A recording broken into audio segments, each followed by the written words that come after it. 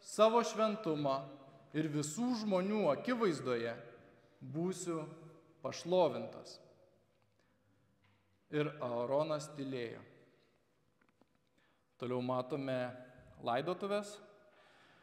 Mozė pasišaukė Mišaelį ir Elcafaną, Aarono dėdės, Uzielio sūnus, ir tarė jiems: prieikite ir nuneškite savo giminaičius nuo šventyklos priekio, kur nors už stovyklos. Jiedu priėjo ir išnešė juos, apsirengusius tunikomis, už stovyklos, kaip Mozė jiems buvo įsakęs. Toliau skaitome apie tai, kaip Mozė Aaronui uždraudė išreikšti gedulą.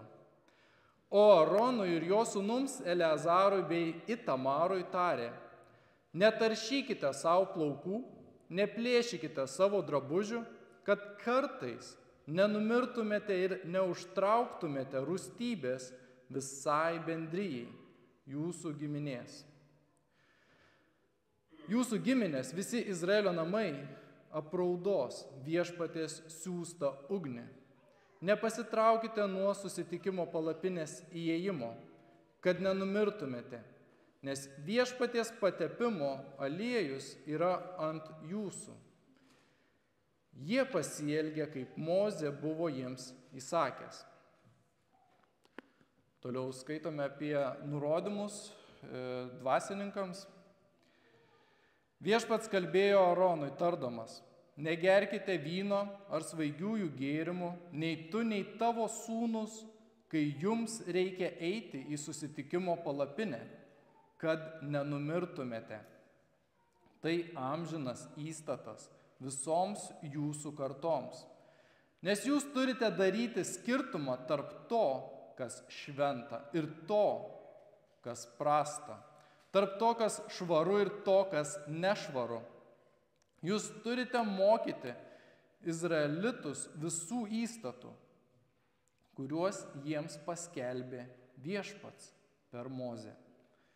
Ir toliau matome nurodymus apie pagrindinę auką už nuodėmę, kuri yra pagrindinė dvasininkų tarnystė.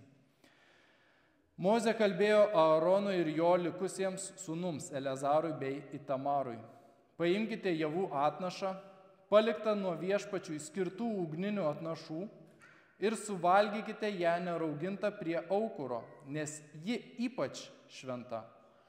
Valgysite ją šventoje vietoje, nes tai tavo duoklė ir tavo sūnų duoklė iš ugninių atnašų viešpačiui, nes taip man įsakyta.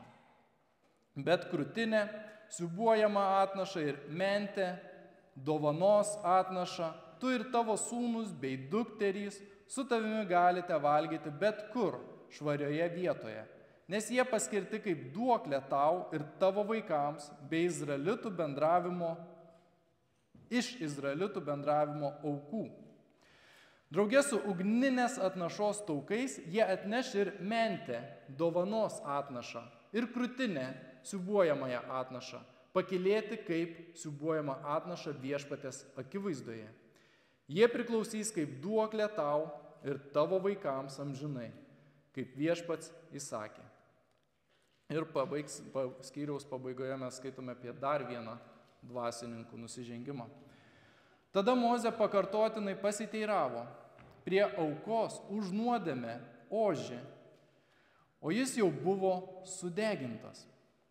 Jis supyko ant Eleazaro ir Itamaro likusių Aarono sūnų ir tarė: kodėl nesuvalgėte atnašos už nuodėmę šventoje vietoje? Juk ji ypač šventa ir Dievas ją davė jums, kad nuvalytumėte bendrijos kaltę, atliktumėte permaldavimą jų labui viešpaties akivaizdoje. Jos kraujo nebuvo atnešta į šventyklos vidų.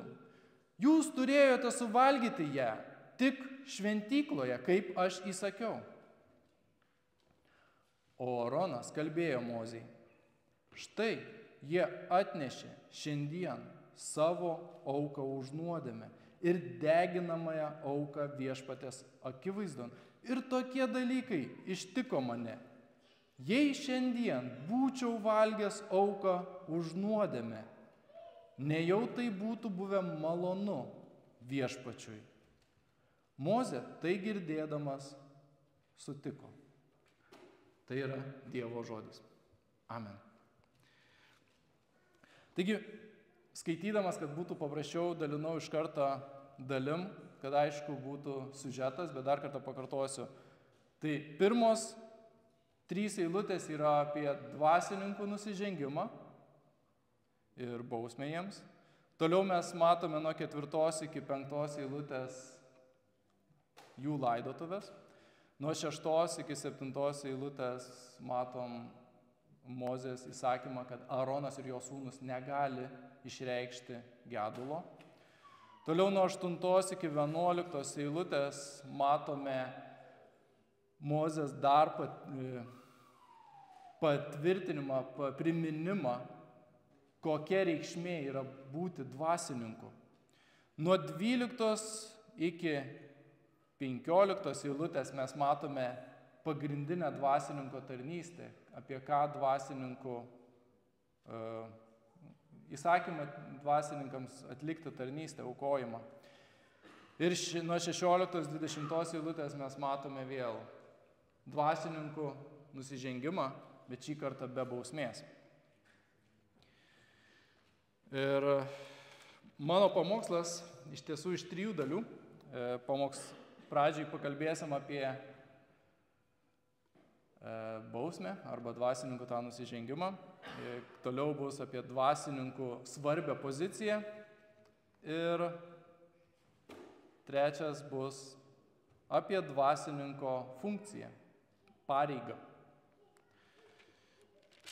Taigi, pasižiūrėkime į mūsų ištrauką.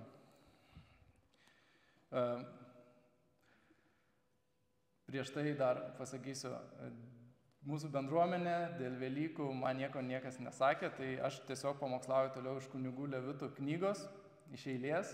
Tai Velykinio pamokslo nesiruošiu, tiesiog taip išpuolė pagal Dievo dvasią pamokslauti iš šios ištraukos.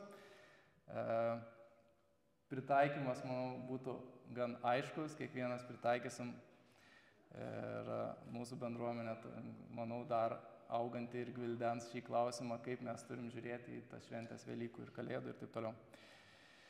Taigi, pažiūrėkim į pagrindinę šios ištraukos, šios skyriaus pačią dramą.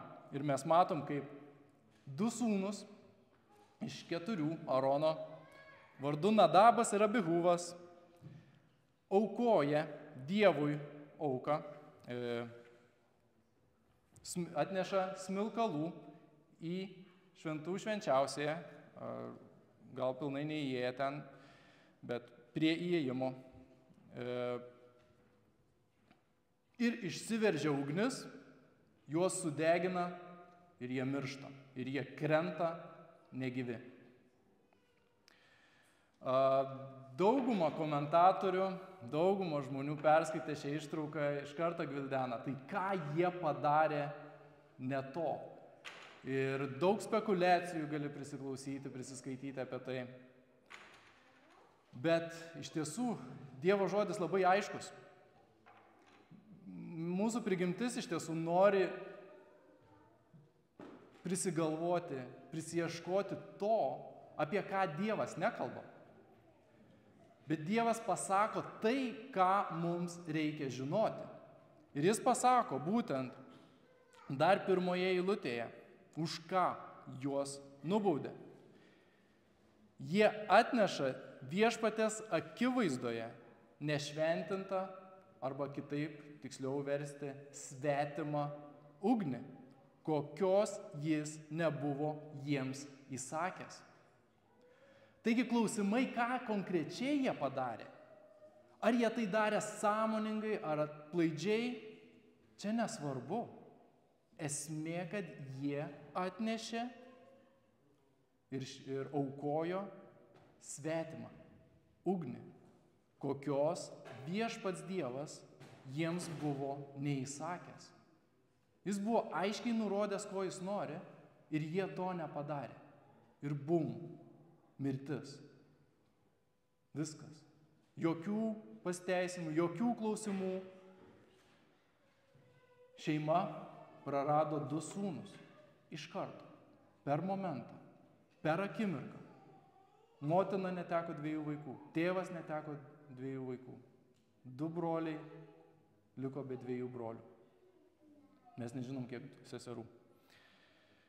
Ugnis išsiveržė iš Viešpaties artumo. Ir visa esmė, ką Dievas mums čia sako, yra tai, kad Dievas yra įsakęs, kaip jį garbinti, ir jie negarbino pagal tai, kaip Dievas jiems yra įsakęs.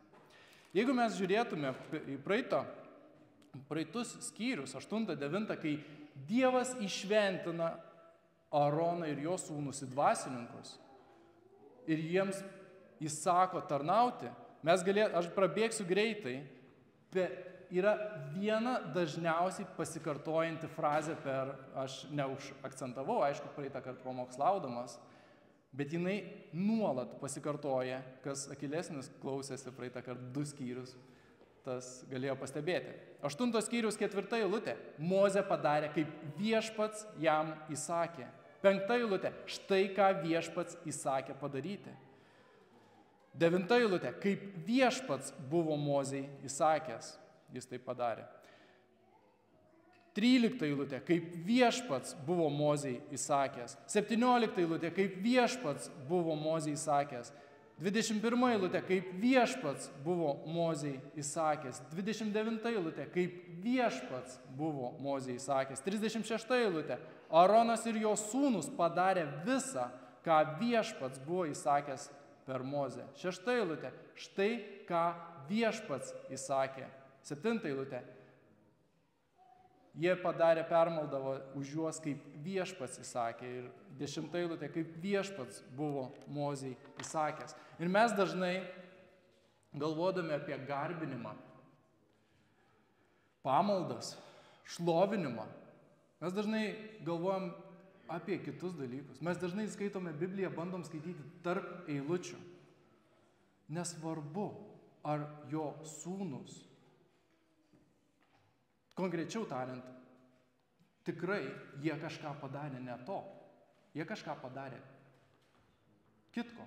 Ar tai sąmoninga ar nesąmoninga. Bet esmė, kad jie padarė ne taip, kaip Viešpats buvo jiems įsakęs. Ir mes dažnai, tikintieji, turim prisiminti, kad mums reikia klausyti Dievo, ką Jis sako mums.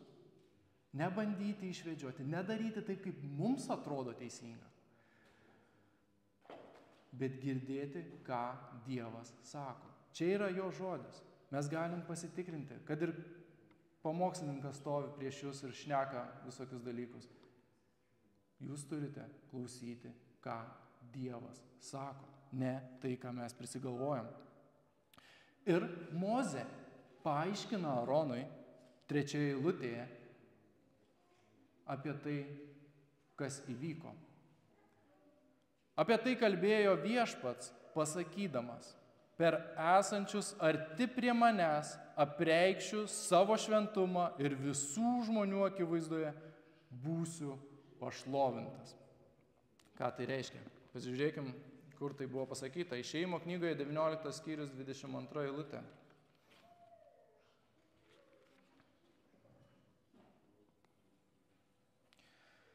Net dvasininkai iš arti tarnaujantys Viešpačiui turi save pašventinti, idant Viešpats neatsisuktų prieš juos.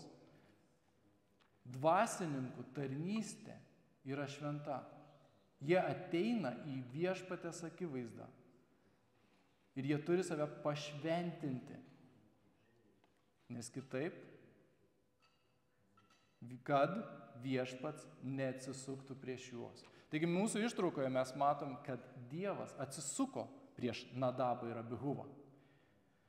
Ką reiškia pašventinti? Jau kalbėjom prieš tai, praeitas pamokslė minėjau. Būti šventu. Žodis šventas reiškia priklausyti Dievui. Tai reiškia daryti tai, ką įsako Dievas, kalbėti tai, ką nori, kad kalbėtume Dievas, patepa dvasininkų ausis, patepa nykštį, patepa koją, tai reiškia daryti tai, kas tik Dievui patinka, ne savo valia ir eiti ten, eiti link visų dalykų, kur Jis pasiunčia, kur Jis mus siunčia. Dievas yra šventas ir mes pradžioje pamaldų skaitėme per kvietimą, kad Jis savo garbės neperleis kitam. Taigi, Dievo šventumas yra ypatingai svarbus. Dievo šlovė yra pats svarbiausias dalykas. Ir Dievas tai daro ne dėl to, kad Jisai kažkoks egocentriškas, bet dėl to, kad tai yra teisinga. Analogiškai, arba pavyzdys, šeimoje, kai vaikai tampa svarbiausi, tai yra prasčiausia vaikams sąlygos augti. Vaikai yra laimingiausi ne tada, kai jie yra svarbiausi šeimoje, ne tada, kai jie yra pagrindiniai labiausiai mylimi šeimoje. Vaikai yra laimingiausi ir jiems geriausia tada, kai jie mato, kai tėvas ir mama vienas kitą myli ir jie yra vienas kitam svarbiausi. Tada vaikai yra laimingiausi ir jiems augti sveikiausia. Analogiškai, lygiai taip pat ir mums geriausia, kai mūsų gyvenime Dievas yra švenčiausias, Dievas yra svarbiausias. Ne aš, ne tu, ne kitas žmogus, ne joks kūrinys šioje žemėje, bet Dievas, tas, kuris sukūrė visą. Nes Jis yra išmintingiausias. Jis geriausiai žino, kas yra teisinga. Natūralu. Bet kai mes pradedam aiškinti Dievui ar elgtis ir gyventi kaip patys šeimininkai, elgimės tarsi dievai. Bandome užimti jo vietą. Bandome jį nukarūnuoti. O dabar įsivaizduokit, kokia baisi situacija, kai net dvasininkai,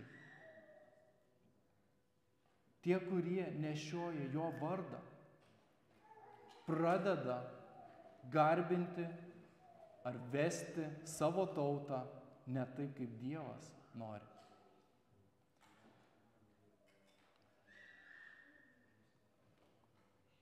Pragare Dievo rūstybė karščiausia bus pastoriams, kunigams, dvasininkams. Nes jie klaidina ir jie neteisingai moko. Antroje vietoje bus tiems, kurie vadina save krikščionėmis, bet nemyli Jėzaus. Nes jie yra arčiausiai Dievo. Ir mes toliau matome ištraukoje laidotuvės, kad Aronas negali prisiliesti prie mirusio ir jiems neleidžiama gedėti ir paskui paaiškinama jiems 10 eilutėje. Jūs turite daryti skirtumą tarp to, kas šventa ir to, kas prasta.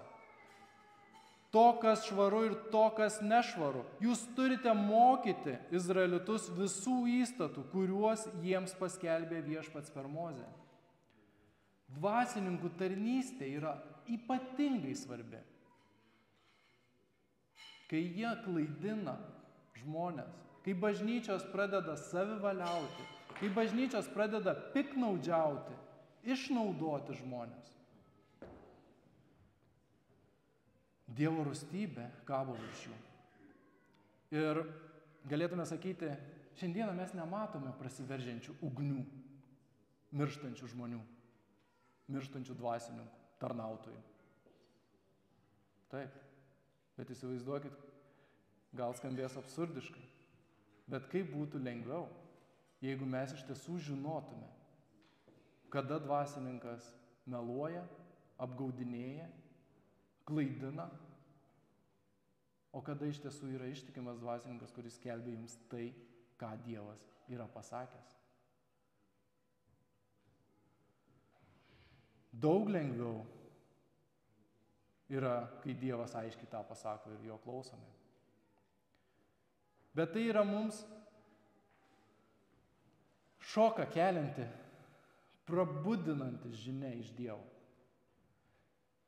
kad ir Dievo dvasininkai nusipelno bausmės, kai jie yra neištikimi. Mes galvojame, kad šiandien jie nemiršta. Jie dvasiškai greičiausiai miršta. Jie ir greičiausiai numarina daugybę tų, kuriuos jie suklaidina ir kurie jais seka, kai jie moko dalykų, ko Dievas nemoko. Ko Biblija nemoko, ko mūsų Dievo žodis nemoko. Ir tai yra svarbu. Naujasis testamentas tą patį sako. Jėzus tą patį sakė. Geriau užsidėti girnų akmenį, kuris tais laikais sverdavo 2 tonų, tam mokytojui ir mesti jį, užsidėti ant kaklo ir mesti jį į vandenį. Tai yra nusiskandinti, negu suklaidinti Jėzaus mokinių. Naujasis testamentas taip pat sako, kad mes visi tampame tam tikri prasme dvasininkai. Visuotinė kunigystė jis tai vadina, mūsų Biblijose parašyta. Pasaulis į mus žiūri. Jie laukia, kada mes nusidėsim, parodysim kažkokią veidmainystę, kad jie galėtų sakyti, ne, jie veidmainiai tokie pat kaip ir visi. Ir mums nereikia klausyti Dievo. Mūsų, kaip krikščionių, pareiga. Petras sako, būkite šventi, nes Dievas yra šventas. Kokia rimta yra mūsų pozicija? Svarbi. Ką reiškia vadintis krikščioniu? Tai nėra paviršutiniškas dalykas. Mes ateiname garbinti. Tai ne tik kažkoks ritualas.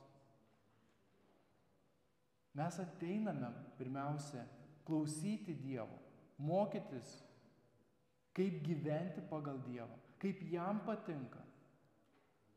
Ne veltui mes skaitome raštą, ne veltui krikščionybė yra paremta knygos skaitimu, kad ją skaitant mes suprastume Dievo valią, kad ji mus keistų, vestų mūsų gyvenimus, kad mes klausytume jo.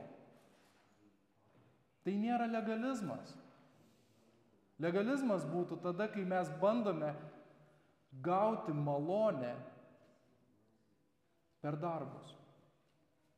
Kai bandome pelnyti Dievo maloningumą. Aklai. Varneles dėliodami. O neklausydami Dievo.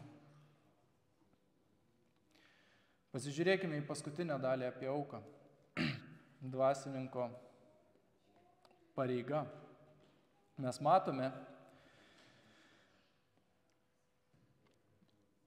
Mozei sako, 12 eilutėje kalbėjo Aronui ir jo likusiems sūnums, Eleazarui bei Itamarui, kad jie aukotų aukas, kurias atneša žmonės. Bet 17 eilutė mums ypatingai svarbi. Nes jie nesuvalgo aukos dalies, kurią buvo įsakęs Viešpats suvalgyti. Jie ją sudegino. Tik šiuo atveju kiti 2 sūnus nemiršta. Mozė piktas ateina, klausė 17 eilutėje, kodėl nesuvalgėte atnašos už nuodėmę šventoje vietoje? Juk ji ypač šventa. Ir Dievas ją davė jums, kad nuvalytumėte bendrijos kaltę, atliktumėte permaldavimą jų labui Viešpaties akivaizdoje.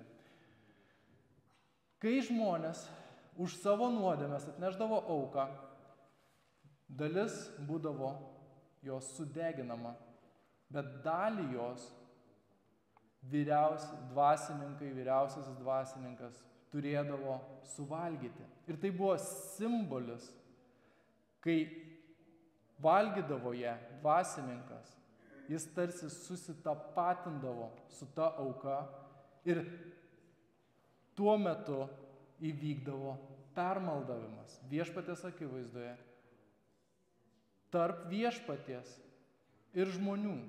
Taigi dvasininko pareiga buvo tarpininkauti tarp Dievo ir žmonių. Jis turėjo kaip atstovas prieš viešpatį permaldauti žmonių nuodėmes. Šioje vietoje jie nesuvalgė to.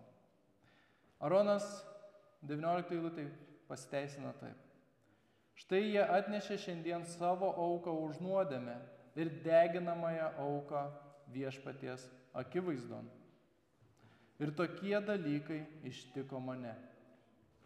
Jis pripažįsta, taip, jie atnešė auką už nuodėmę ir deginamąją auką viešpaties akivaizdoje. Bet jisai pasako, bet tokie dalykai ištiko mane.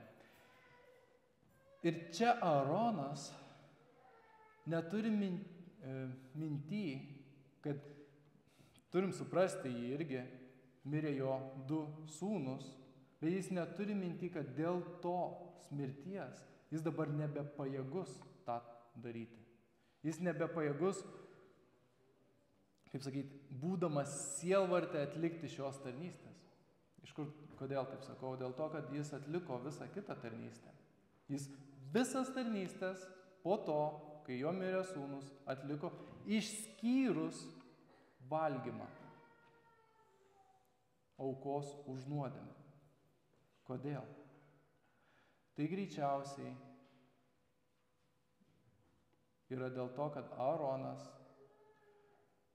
suvokė savo nevertumą, savo dvasininko pareigos poziciją, kad jis stovi tokioje svarbioje tarpininko tarp Dievo ir žmonių pozicijoje.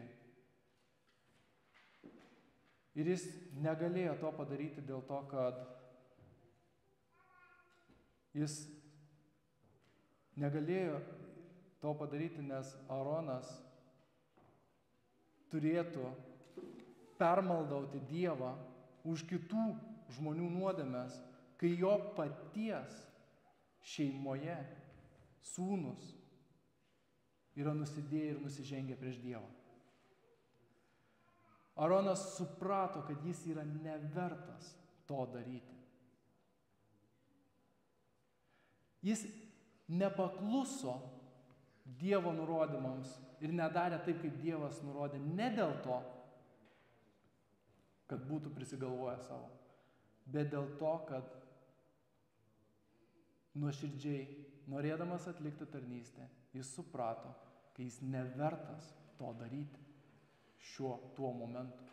Jis kaip tik norėjo pagerbti Dievą, nuoširdžiai išaukštinti Dievą ir jis suprato, kad jis nevertas atlikti tos tarnystės. Jis nevertas permaldauti viešpaties už kitų nuodėmes.